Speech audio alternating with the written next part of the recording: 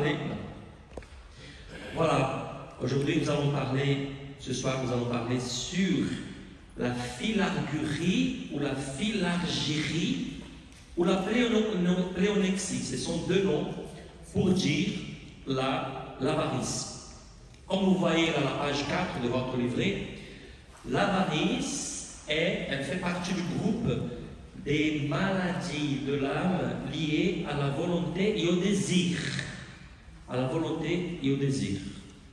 La thérapeutique de l'avarice ressemble un peu à la thérapeutique de la gastrimargie, de la gourmandise et de la luxure. Donc, vous allez voir qu'elles se ressemblent un peu. Voilà, la filargurie, l'avarice, littéralement, amour de l'argent, c'est ce que veut dire le mot filargérie ou filargurie. Ça vient de philos, ami, et arguros en grec, qui est argent. Amour de l'argent. Ou pléonexie, qui nous traduisons normalement par avidité, envie, convoitise, encore cupidité. Littéralement veut dire avoir plus. Ça vient du grec écho, verbe écho, avoir, et pléon, plus, avoir plus. Normalement, l'avarice elle a l'attachement à l'argent. C'est quelque chose, on va dire, qui est plutôt lié à la volonté. Et la pléonexie, la cupidité, elle est liée au désir. C'est le désir d'avoir davantage. Tandis que la filargérie, donc l'avarice, c'est l'attachement au bien matériel. Pour Ambroise de Milan, c'est la filargérie, l'avarice qui génère la cupidité. Parce que d'abord, je vous ai déjà parlé de la différence entre volonté et désir. La volonté, c'est quelque chose de plus profond. Les désirs sont liés au sens. Quand je décidais de mettre les choses matérielles, de donner une grande valeur aux choses matérielles, de les mettre au-dessus de mon échelle de valeur, c'est comme ça qu'on dit, je pense. Et voilà que je deviens cupide. Vous comprenez? Donc, d'abord, mes désirs, ils suivent ma volonté. Vous comprenez? Donc, c'est des choses qui vont ensemble, la cupidité et l'avarice. Elles sont presque synonymes, mais ce n'est pas tout à fait la même chose. Et donc, la filargérie ou la pléonexie est une passion qui se manifeste par le plaisir et avec un désir insatiable de posséder de biens matériels. Tout d'abord, désir de posséder. La personne veut posséder parce qu'elle veut posséder, elle veut voir beaucoup de biens, etc. D'avoir des biens. Par le souci de les conserver. Voilà, elle se manifeste aussi par le souci de conserver. La personne ne veut pas utiliser les choses qu'elle a parce qu'elle pense que ça va après, ça va périmer, on dit, ouais. Donc ça va se détruire, etc. Donc elle veut conserver sa voiture, elle veut conserver sa maison, et voilà, on va avoir du mal à prêter quelque chose, donc là, vous voulez ma voiture, pourquoi faire, etc. Voilà, donc oh là là, il va casser ma voiture, etc. Vous comprenez? Donc c'est la personne qui veut conserver, voilà. Par la difficulté qu'on éprouve à s'en séparer des choses qu'on a. L'avare, normalement, il a du mal à faire don, en fait, il n'est pas généreux, à s'en séparer par la peine l'on ressent à en faire le don. Normalement, l'avare, quand il donne quelque chose, voilà, il est attristé, il est triste, voilà, oh là là, je fais don à l'église, je fais don aux pauvres, voilà, donc il y a ce cousin qui a des besoins, oh là là, mais c'est vrai que ça m'a fait de la peine, quoi, voilà, mon compte bancaire, donc il n'est pas comme hier, vous comprenez, donc vraiment, il ressent donc de la peine et quand il fait don de ce qu'il a, etc. Vous me suivez? D'accord, je bois un petit coup là, j'ai la bouche sèche.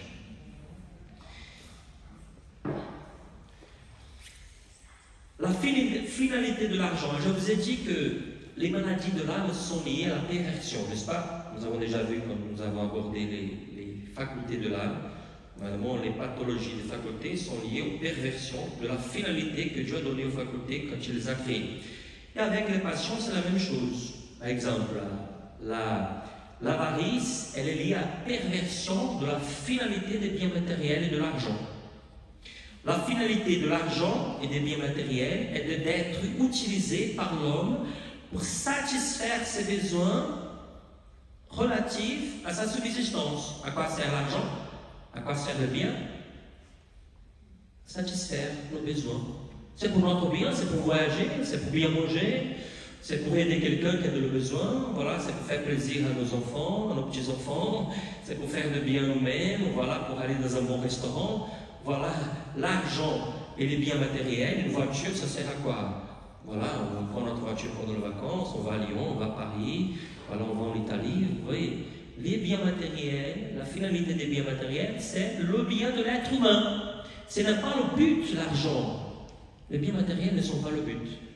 Ce sont des moyens pour que nous puissions bien vivre. Le cupide ou l'avare, c'est presque synonyme. Quand on dira avare, donc cupide, pensez à la même chose. Et comme je vous ai dit, il y a une nuance entre les deux. Donc, la cupidité est liée au désir et l'avarice plutôt liée à la volonté.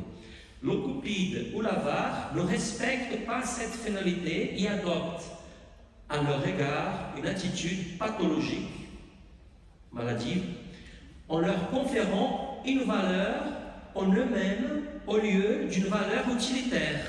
Voilà, vous voulez ne pas être avare, il faut donner à l'argent et bien matériel une valeur utilitaire. À quoi ça sert?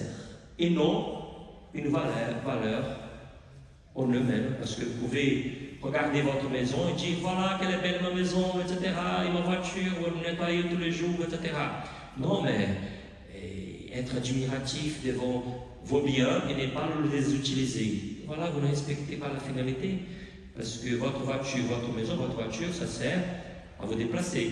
Et votre maison, ça vous sert à accueillir des invités, à être bien en elle, voilà, à prier, à vous réfugier. Quand il fait froid pendant l'hiver, vous allez allumer la clim, vous êtes bien chauffé, etc. Vous comprenez? Je veux dire, c'est un moyen. Ce n'est pas le but, ce n'est pas la finalité. Normalement, l'avare ne respecte pas la finalité des biens et de l'argent. Pour lui, c'est un but, ce n'est pas un moyen, il ne voit pas l'utilité. Et jouissant, non de leur usage, mais de leur possession. Son plaisir, c'est d'avoir l'avare.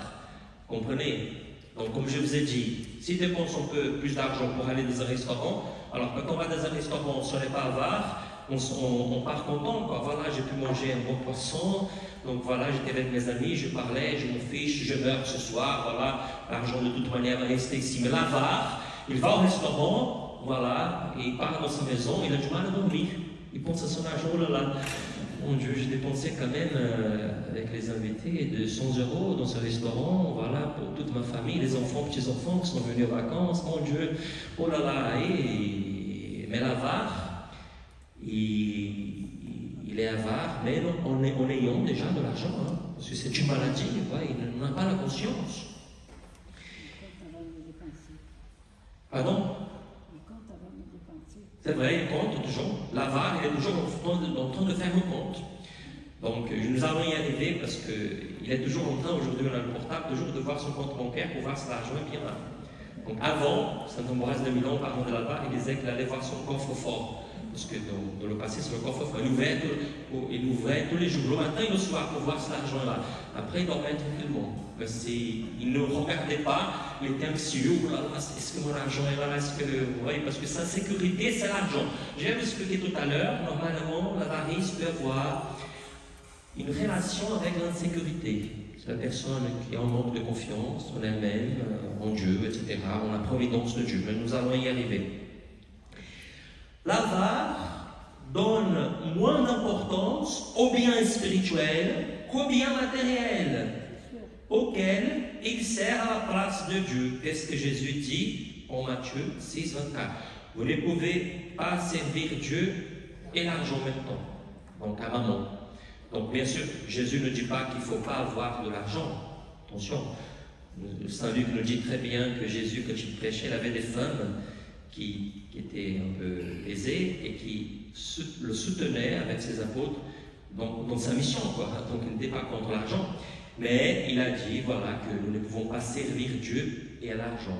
Bien sûr que nous pouvons servir Dieu en faisant de l'argent un moyen pour mieux servir Dieu. Vous comprenez? Donc d'ailleurs, Sainte Thérèse d'Avila, elle disait, Thérèse, sans argent, elle fait quelque chose pour Dieu, mais avec l'argent, elle est une machine. Voilà, elle va faire beaucoup plus de choses pour Dieu, elle va pouvoir fonder des couvents, construire des couvents, etc. Je n'ai pas besoin d'expliquer en détail donc qu'avec l'argent, nous pouvons bien sûr faire beaucoup de choses. L'Église n'est pas contre l'argent et Dieu non plus. Mais nous ne pouvons pas donner la première place à l'argent, parce que sinon Dieu est mis dehors. Vous comprenez? À servir de maître, c'est ça, c'est justement ce que dit Jésus dans Saint Matthieu. Qu'est-ce que j'allais dire? Vous savez que l'avare, normalement, il va à l'église. Hein? Mais pourquoi il va à l'église? Pour demander plus d'argent. Il dit, mon Dieu, voilà mes projets, voilà Seigneur, je te demande d'être prospère dans ma vie, de pouvoir avoir beaucoup de clients dans mon commerce, etc., etc. Alors, il pratique le jeûne. Mais pourquoi? Pour ne pas gaspiller, vous comprenez? Parce que si je jeûne, je n'ai pas besoin d'acheter de la viande, voilà, qui en ce moment est très chère, voilà, donc je jeûne pour ne pas gaspiller. Normalement, c'est une maladie, hein, voilà.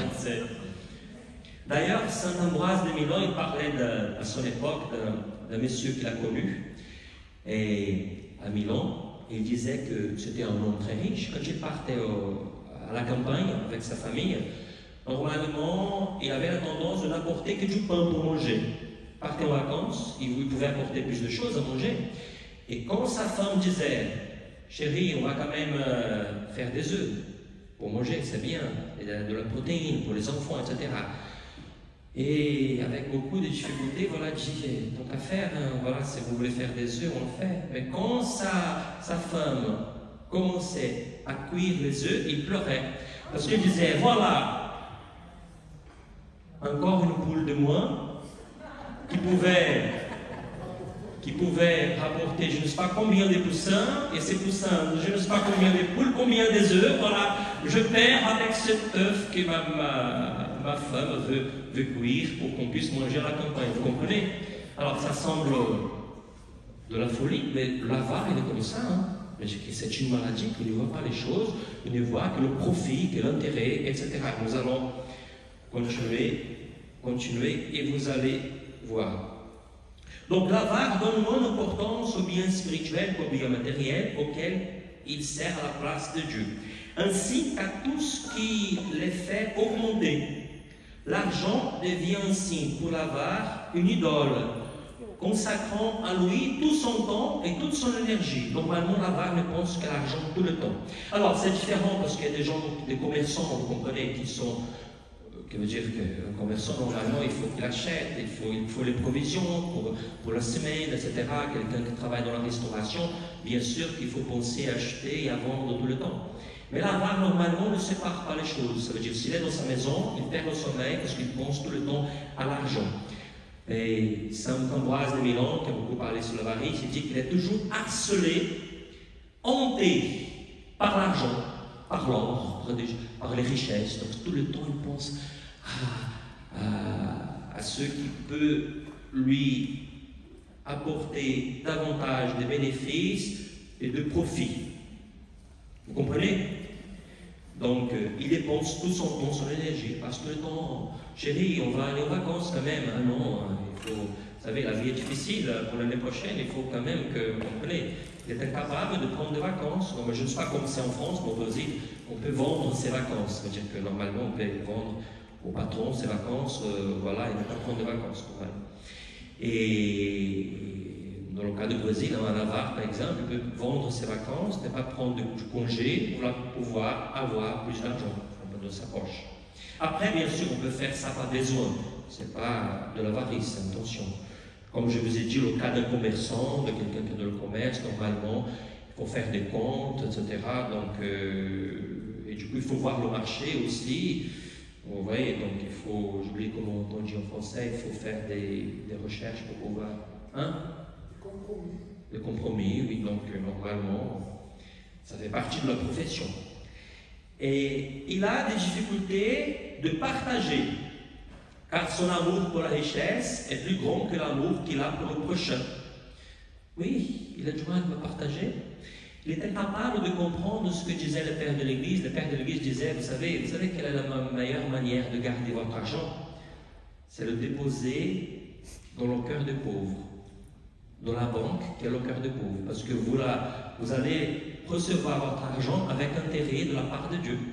Vous comprenez? Parce que quand vous déposez dans le cœur des pauvres, c'est comme si vous le déposez dans le cœur de Dieu. Tandis que quand nous déposons notre argent sur le compte bancaire, voilà, ça se perd, voilà, donc il y a des crises, etc. Je ne dis pas, l'Église n'est pas contre le compte bancaire, contre les intérêts. L'Église a déjà condamné l'usure pendant l'histoire, c'est-à-dire faire de l'argent avec l'argent.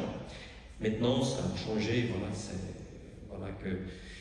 Et je ne m'en ai là pas pour parler de cela, c'est des sujets un peu compliqués. Donc, vous pouvez très bien avoir un compte bancaire, voilà, investir votre argent quelque part, il n'y a aucun problème, vous comprenez?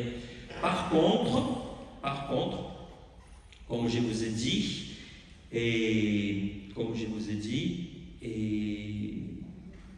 il faut quand même penser à la misère des autres, il faut quand même penser à ceux qui ont besoin, parce que l'avare normalement est insensible, il fait semblant de ne pas voir, donc il ne va pas voir parce que sinon c'est de l'argent que je vais dépenser avec les autres, vous comprenez?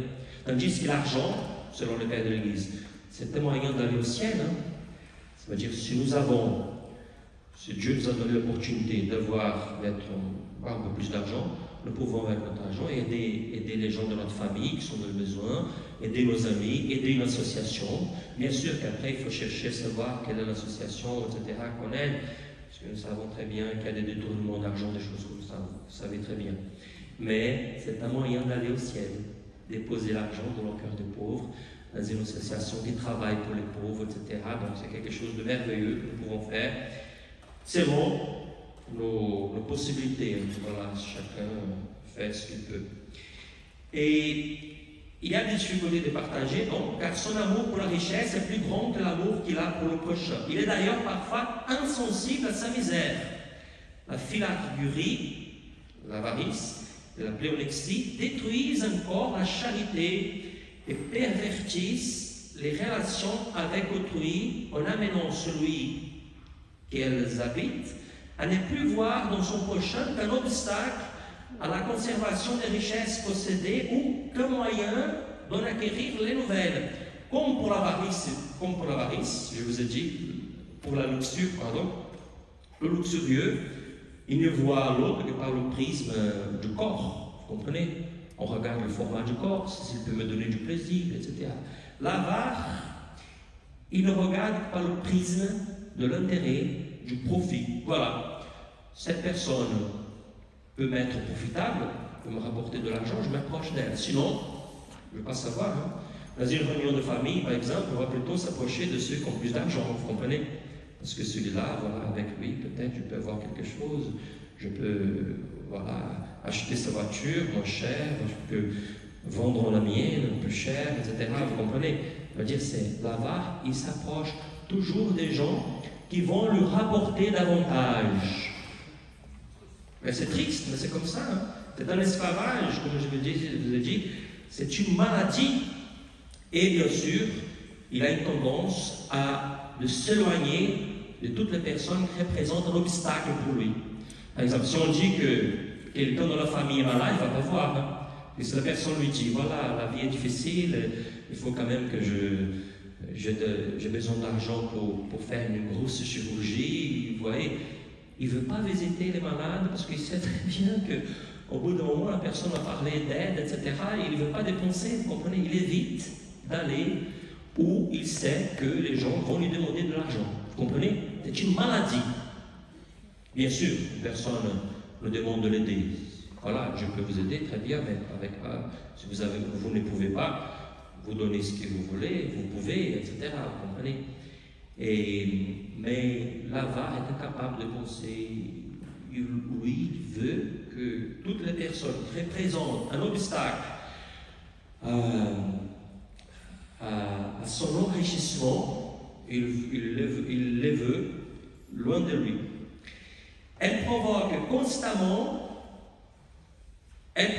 quoi? L'avarice, la pléonexie provoque constamment des contestations et des disputes pouvant même susciter de guerres. Vous savez que beaucoup de guerres nous faisons à cause de l'avarice des biens matériels, parce qu'un pays veut plus que l'autre, parfois on veut un territoire, etc. Donc, bien sûr, parfois les guerres sont faites parce que à cause des vengeances, mais par derrière tout ça, il y a toujours l'intérêt du pétrole, il y a toujours l'intérêt des biens matériels, etc.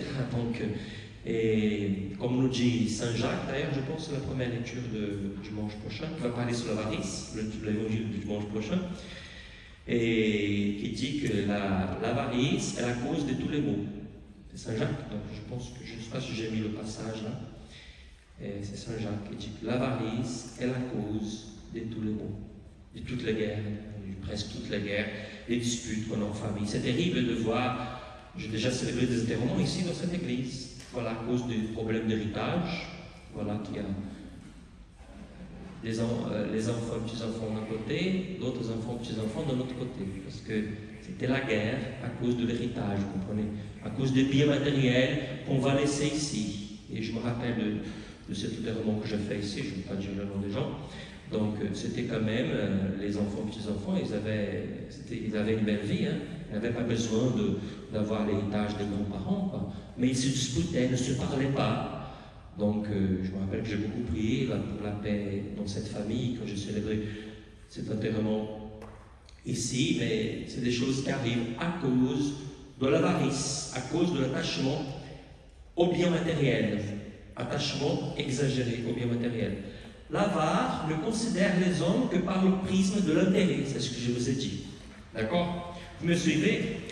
Avant de continuer, parce que peut-être je vais pas me rappeler, parce qu'hier je oubliais tellement de choses, j'étais un peu fatigué. Vous savez que normalement, Saint Ambroise de Milan nous dit qu'il existe deux sortes d'avare. Donc l'avare rapia, l'avare radin, c'est celui qui ne veut pas dépenser. Hein. Après, il y a l'avare dépensier. C'est-à-dire qu'il y a l'avare qui ne veut rien dépenser, il passe toute sa vie, il ne connaît pas d'autres pays, vous comprenez, il ne dépense pas son argent, il ne prend pas des vacances, alors son canapé, il a des trous, voilà, il ne change pas son canapé, parce qu'il veut garder son argent, voilà, jusqu'à la fin de sa vie, c'est sa sécurité. C'est l'avare radin, rapia. Après, il y a l'avare dépensier, c'est celui qui est avide d'argent, parce qu'il veut du plaisir, vous comprenez? Ah oui, pour lui. Voilà, pour lui. C'est l'avare dépensier. Alors, pourquoi je dis cela? Parce que si nous avons la maladie de l'avarice, parce que nous pouvons l'avoir, on peut dire que nous ne savons pas, la maladie peut être grave, nous pouvons être un peu avares. Hein. Il faut identifier d'où vient notre avarice, parce que peut-être nous sommes avares. Alors, pour les femmes, on dit avare aussi, c'est ça, en français? Pour les femmes, ouais. Nous sommes des avares, voilà, dépensiers. Nous voulons toujours de l'argent pour dépenser. Nous sommes attachés au plaisir. Peut-être nous sommes des avares radins qui voient, voilà, les petits-enfants dans le besoin. Les petits-enfants font des études. On sait très bien qu'il faut aider à payer le loyer là, pour les études, etc.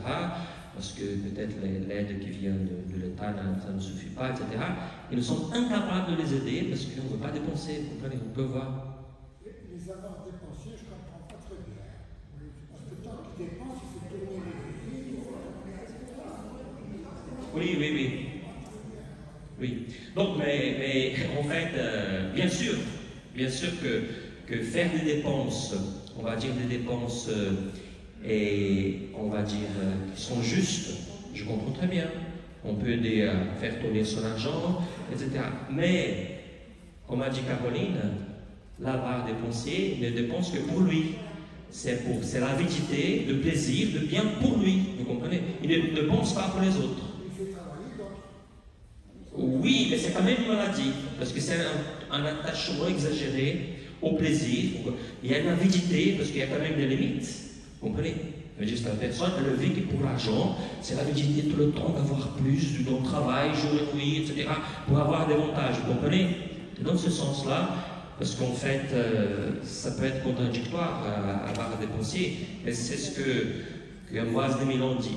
J'ai oublié les mots latins qu'il utilise pour expliquer, donc normalement, il dit il y a l'avare dépensier, l'avare rapia et radin. D'accord?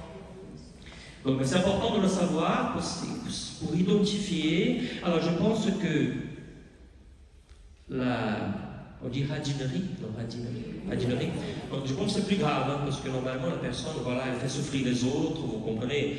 Donc même des médicaments, vous comprenez, donc on se prive des médicaments, d'acheter des fruits, des légumes, tout ça. Voilà, c'est trop cher aujourd'hui, faire le marché, etc. On fait une fois par mois, vous comprenez, on ne mange que du pain donc on fait souffrir les autres. Tandis que le dépensier, voilà, donc il s'éloigne de Dieu aussi, parce que celui qui est trop attaché au bien matériel, l'argent, il va s'éloigner de Dieu, mais on va dire c'est mon grave, vous comprenez. Et voilà, on continue. L'avare n'est jamais satisfait de ce qu'il a. Il veut toujours davantage. C'est un problème de vouloir, par exemple, si vous avez une petite maison, deux jeunes par exemple qui se marient, ils ont une petite maison, donc, et puis ils rêvent d'acheter une villa. C'est un péché? Pas du tout, vous comprenez? Ce n'est pas un problème. Ça veut dire, dans la vie, je pense qu'on peut avoir des rêves, on peut, voilà, on aime voyager, on voulait acheter une voiture puissante, il n'y a aucun problème. Avoir du confort, il n'y a aucun problème. Mais l'avare, le problème, c'est qu'elle veut toujours davantage, ça n'a pas de fin, vous comprenez? Il veut toujours plus, il est insatiable, comme le disait Ambroise de Milan. Il veut toujours davantage, vivons dans une recherche insatiable qui tend à se développer de plus en plus sans jamais connaître un but définitif. Et saint Ambroise de Milan, il utilise certains exemples. D'abord, l'escalier. Quand vous commencez à monter les marches d'un escalier qui a plusieurs marches, vous comprenez? Vous commencez à monter la marche, normalement, si vous devrez arriver à la fin de l'escalier, normalement, vous ne revenez pas en arrière, n'est-ce pas? Donc il dit, l'avare est comme ça. Il a commencé à monter la première marche, il faut qu'il monte la seconde. Et après, troisième, etc. Il va jusqu'à la fin. Donc, et comme disait Ambroise de Milan, ça n'a pas de fin, quoi. Vous comprenez? Il y a toujours des marches à monter, et c'est un escalier qui n'a pas jamais de fin. Donc, il donne l'exemple aussi d'un gouffre insatiable. Vous savez ce que veut dire le gouffre? Donc, voilà, plus il engloutit, plus il s'embrase. Voilà, vous mettez des morceaux de bois, vous mettez, voilà, des trucs, il devient plus violent, vous comprenez? Il engloutit tout ce qui tombe dedans. Donc, et c'est comme l'avare. Plus il a, plus il devient plus avare, plus cupide. Et pour saint Jean Chrysostome, la philargérie, plénoxie, sont une boulimie de l'âme. Qu'est-ce que la boulimie? Alors aujourd'hui, je veux qu'il y a une définition de boulimie, c'est les gens qui mangent, qui prennent de laxatifs, vous savez, et qui vomissent, etc., et qui après vont faire du sport pour pouvoir manger davantage. Mais dans le monde ancien, la boulimie, c'était des gens qui mangeaient sans jamais être rassasiés. Donc normalement, je pense qu'aujourd'hui, on a découvert qu'il y a une bactérie, comment elle s'appelle, une bactérie qu'on peut voir dans l'estomac. D'ailleurs, l'autre jour, il y a un prêtre là, qui a fait une chirurgie au Brésil, là, qui est avec moi en séminaire. Ils ont découvert qu'il avait cette bactérie parce qu'il mangeait, et le soir il avait faim. Il a dit, vous avez une bactérie, normalement c'est elle qui mange la plupart de ce que vous mangez. Et du coup, donc, dans le monde ancien, peut-être que vous ne connaissez pas ces choses-là, on appelait la boulimie, voilà, cette faim qui n'a jamais de fin. Cette faim, F-A-I-N, qui n'a pas jamais de fin, F-I-N. D'accord, voilà ce qu'il dit saint Jean Chrysostome. Il dit que l'avarice est la boulimie de l'âme. La boulimie de l'âme. Voilà, nous allons l'écouter. Il n'y a pas de plus cruelle maladie que cette faim incessante que les médecins nomment boulimie. On a beaucoup mangé, rien ne vient la calmer. Transporter une telle maladie du corps à l'âme, quoi de plus affreux? Or, la boulimie de l'âme, c'est l'avarice. Plus elle s'égorge d'aliments, plus elle désire. Elle étend toujours ses souhaits au-delà de ce qu'elle possède. Voilà, c'est l'avarice. Nous continuons. La philargurie, selon les pères, engendre tout d'abord dans l'âme, c'est les conséquences de l'âme. Elle engendre tout d'abord dans l'âme un état de crainte, d'anxiété ou même d'angoisse et de tristesse. Alors, crainte à l'idée de perdre ce qu'il possède. Quand les choses vont mal, voilà, on pense que je perds mon argent. L'avare devient triste. Angoisse à cause de l'anxiété générée par le désir des possessions. Voilà, si je ne peux pas voir, si je n'ai pas pu acheter, donc je suis angoissé. C'est l'anxiété générée par le désir des possessions. La tristesse par le fait qu'il n'a pas encore ce qu'il désire avoir. Donc voilà. Et mon cousin a acheté ceci ou cela et je ne peux pas voir ce qu'il a. Vous comprenez? C'est un peu l'envie qui est un peu liée qui peut être liée aussi à l'avarice. Vous comprenez la tristesse parce que nous n'avons par le fait qu'il n'a pas encore ce qu'il désire avoir. La philargurie, l'avarice, comme les autres passions, enténèbre l'âme et obscurcit l'intelligence. Ça veut dire l'avare, comme le luxurieux, c'est ce que nous avons dit hier, il devient aveugle. Au bout d'un moment, il perd la conscience qu'il est malade.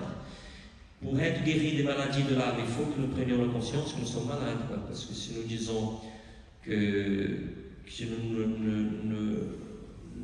nous n'arrivons pas à la conclusion que nous sommes malades, nous n'allons pas demander la guérison.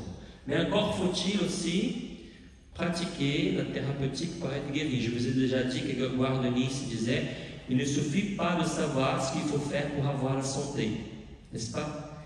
Il faut prendre les moyens d'avoir la santé. On peut très bien savoir ce qu'on doit manger, il faut faire du sport pour avoir la santé. Mais si vous ne faites pas du sport, si vous ne mangez pas ce qu'il faut, vous serez malade. Et au niveau spirituel, c'est la même chose. C'est-à-dire, pour avoir la santé spirituelle, il faut prendre les moyens pour avoir la santé. D'avoir la santé. Et en conséquence, l'avare a une vision de la réalité radicalement faussée. Il voit par le prisme de l'intérêt, comme je vous ai dit. Cette vision délirante de la réalité se manifeste en premier lieu dans la façon de considérer le prochain. Comme je vous ai dit, le prochain, ce n'est qu'un moyen pour que je puisse gagner plus d'argent. Mais aussi dans la manière de considérer les valeurs des choses et des objets. C'est-à-dire, chez l'avare, il y a un problème il y a un problème, comment je vais expliquer ça? Ça veut dire des justes valeurs. Par exemple, bien sûr, un portable a sa valeur, une voiture a sa valeur, une maison a sa valeur, mais il donne une importance plus grande aux biens matériels qu'ils n'ont pas en vérité. Vous me suivez? Il peut donner une importance incroyable à une voiture, tandis qu'une voiture, c'est pas. Bien sûr, ça sert à quelque chose, mais c'est quelque chose qui un jour ou l'autre va périr, vous comprenez? Ça va se détruire. Mais il y a un problème il ne voit pas la réalité comme elle est. Il donne plus d'importance aux biens matériels qu'aux biens spirituels, par exemple. Cette vision où nous étions, et l'avare est quelqu'un qui est en permanence hanté par la pensée des biens qu'il possède et cherche à acquérir. C'est ce que je vous ai dit. Donc là, c'est Basile de Césarée. Voilà comment fonctionne l'intérieur de l'avare. Voilà. Partout, tu ne vois que ton or. Partout, tu l'imagines. L'or obsède tes songes la nuit et tes hantes le jour. Les fous ne voient pas le monde réel, mais les hallucinations de leur cerveau brouillé. De même, ton âme en proie à son idée fixe voit tout ton or, tout ton argent. Voilà, l'avare est comme ça. Tout ton argent, tout ton or. Voilà, maintenant nous allons passer à la thérapeutique de la philargurie. Qu'est-ce que nous pouvons faire pour vaincre l'avarice? Je dis qu'est-ce que nous pouvons faire, parce que même les prêtres peuvent être attachés aux biens matériels. Et si peut-être nous n'avons pas beaucoup, mais si nous nous attachons au peu que nous avons, nous pouvons être avares aussi, attention. D'ailleurs, les pères de l'Église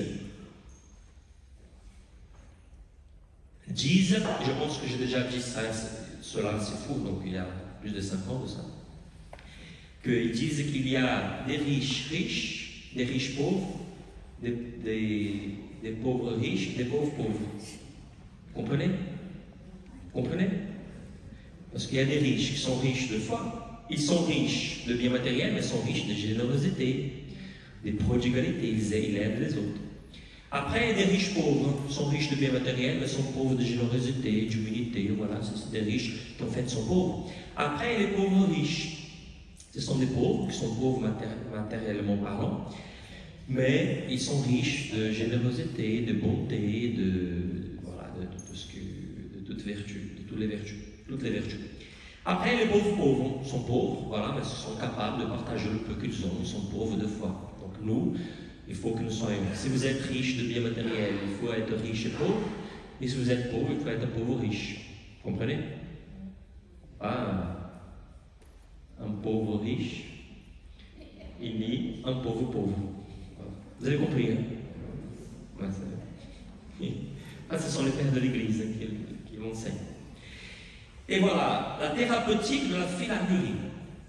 Pour vaincre l'avarice, les pères conseillent tout d'abord de chercher à l'éviter à travers une rigoureuse prophylaxie. Qu'est-ce que veut dire le mot prophylaxie? Les médecins le connaissent bien. Ça veut dire c'est des mesures de précaution, des mesures de prévention. Prophylaxie, ça vient du grec prophylaxène, ça veut dire garantir. Vous garantissez que vous n'allez pas tomber dans l'avarice. Donc, il faut une rigoureuse prophylaxie, car l'avarice est une passion qui a pour caractère fondamental d'être insatiable. Son désir tend à s'accroître, d'autant plus qu'il est satisfait. Ça veut dire qu'il ne faut jamais commencer. Hein. Donc, si vous êtes tenté à avoir plus d'argent, si vous êtes tenté à ne pas dépenser par radinerie, c'est ça, radinerie, c'est ça. Donc, il ne faut pas commencer, hein, parce qu'une fois que vous commencez, voilà, ça va se multiplier, donc c'est un désir insatiable. Donc, d'abord la prophylaxie, des mesures de prévention. Dès que vous voyez un certain désir, qu'est-ce que je fais là, mon Dieu? Non, l'argent c'est un moyen, donc il est là pour être utilisé. Il ne faut pas que je m'entraîne par ce chemin-là. Par conséquent, il devient plus difficile de combattre la philargurie une fois qu'elle s'installe dans l'âme. C'est ce que je viens de vous dire. Là, on donne l'exemple de la fièvre, parce que bien sûr, à l'époque, je pense qu'il avait une autre vision de la fièvre. Nous savons très bien que quelqu'un qui a une fièvre, normalement, il a une infection causée par un virus, une bactérie, c'est ça? Normalement, donc la température d'abord, d'ailleurs, augmente pour tuer, on va dire, pour se protéger, n'est-ce pas? Donc, mais là, à l'époque, je pense qu'ils pensaient que la fièvre était comme les autres maladies, vous voyez, qui se propageait comme ça dans le corps. Donc, il donne l'exemple, là, c'est Saint Chrysostome de la fièvre, donc. On va l'excuser parce qu'il a vécu, voilà, au 4e siècle, il a 1100 ans, donc avant nous, il connaissait pas la science comme nous la connaissons aujourd'hui. Mais voilà ce qu'il dit, donc le plus important, c'est l'exemple, c'est l'analogie, la comparaison. Je vous exhorte à couper ce mal dès le début. Comme la fièvre qui commence ne procure pas d'abord une soif bien brûlante, mais quand elle grandit, quand elle a grandi et allumé le feu, elle en cause une qui ne peut plus s'éteindre, en sorte que la boisson la plus abondante ne saurait l'étancher et ne fait qu'attiser la fournaise. Ainsi arrive-t-il dans cette passion, l'avarice. Si nous ne l'arrachons pas dès le principe, si nous ne lui fermons pas la porte de notre âme, une fois entrée, elle nous donnera une maladie qui ne pourra plus se guérir. Je supplie donc ceux qui ne connaissent pas encore cette maladie de s'en garantir. Il utilise le verbe prophylaxène, donc c'est le verbe qui a donné le mot prophylaxie en français. Pour éviter qu'elle s'installe, il faut absolument s'attacher davantage au bien spirituel, parce que chez l'avare, il y a toujours un problème, il donne plus d'importance au bien matériel qu'au bien spirituel. Donc il faut qu'il s'attache davantage au bien spirituel. C'est ce que Saint Paul dit là en 1 Corinthiens 7, 29 à 31. Avec un minimum d'attache au bien de ce monde. Bien sûr que nous vivons dans le monde. Bien sûr qu'il faut payer nos factures. Bien sûr que c'est important. Et ce n'est pas un péché, ça veut dire de mettre un peu d'argent de côté. On ne sait jamais qu'est-ce qu'on aura à la fin de notre vie pour payer la maison de retraite, si on est seul. Donc, ce n'est pas un péché, vous comprenez. Mais il faut quand même que nous ayons le minimum. Il ne faut pas que nous soyons des avares, qui ne dépensent pas l'argent, qui meurent de faim, voilà, qui ne voyagent pas parce qu'il faut garder l'argent, etc. C'est ce que nous dit là. Et Encore Saint Jean Chrysostome, commentaire sur Saint Matthieu. Vous le ferez si vous substituez à cet amour un autre amour, le désir des choses du ciel. Vous comprenez? Pour vaincre l'avarice, c'est important aussi de s'attacher davantage au bien spirituel, parce que l'avare, il a du mal à voir, on va dire, les richesses de l'âme, à penser qu'il faut qu'il se prépare à aller vers l'éternité, etc. Voilà, c'est quelqu'un qui est trop attaché aux choses de ce monde. Ceux en qui la filargurie et la plélepsie sont déjà développés ne doivent cependant pas désespérer de leur guérison. Ne vous désespérez pas, hein, parce que si vous êtes avare, si nous sommes avares, je me mets là-dedans. Donc, il y a quand même une solution. Il doit commencer par bien connaître ses passions et leurs effets néfastes. Commencez à voir combien de choses vous n'avez pas fait dans votre vie parce que vous avez voulu garder de l'argent. Commencez à voir combien de gens vous n'avez pas aidé et vous avez raté l'opportunité, on va dire, de construire votre chemin vers le ciel parce que vous êtes avare. Vous comprenez? Il faut d'abord bien connaître cette passion et ses effets néfastes pour soi-même et pour les autres, leur fonctionnement ainsi que la vanité des biens qu'elle convoite. D'ailleurs, ce sera la première lecture du dimanche prochain. Vanité de vanité, tout est vanité. Voilà ce qu'il nous dit encore Saint Jean Chrysostome. Il faut comprendre le néant des choses, savoir que la richesse est un serviteur fugitif et ingrat qui plonge ses possesseurs dans une multitude de maux. En même temps, il faut pour celui qui veut les arracher de son âme un effort pour se contenter de ce qu'il possède. Voilà, il faut qu'on se contente de ce qu'on possède. Comme je vous ai dit, des jeunes qui sont en train de construire leur vie, bien sûr, ils peuvent avoir le désir, mais si nous avons déjà beaucoup travaillé, si nous avons déjà ce qu'il faut, pourquoi, quand on arrive à un certain âge, vouloir encore, ah, c'est pour laisser pour nos petits-enfants, si c'est pour laisser pour les petits-enfants, très bien. Mais il faut être sincère avec soi-même, parce que peut-être que nous allons finir notre vie avare. Donc, il faut quand même faire un examen de conscience profond pour savoir si vraiment nous avons besoin de nous soucier encore, donc on va dire dans les dernières années de notre vie, des biens matériels.